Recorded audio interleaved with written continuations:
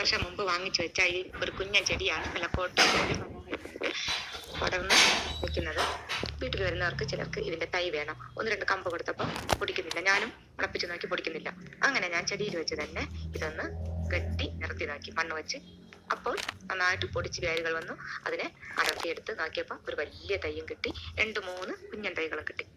ഇതിനി ചട്ടിയിലേക്ക് ആകി നടാം. ഇതുപോലെ ചെടിയിൽ വെച്ച് തന്നെ തൈ മുളപ്പിച്ച് വേര് വന്നതിന് ശേഷം മുറിച്ച് മാറ്റി നട്ടപ്പോൾ 3-4 തൈകൾ കിട്ടി. ചെടിച്ചട്ടിയിൽ വെച്ച് വയ്ക്കുമ്പോൾ നല്ല മനോഹരമാണ്. ഇതിന്റെ ഒരു കുഞ്ഞൻ തൈക്ക് 60 രൂപ 70 രൂപ വിലയുണ്ട് പുറത്ത്. ഞാൻ വീട്ടിൽ വരുന്നവർക്ക് ഇത് സൗജന്യമായിട്ട് പൊടിപ്പിച്ച് വെച്ചിരുന്ന നൽകുന്നതാണ്.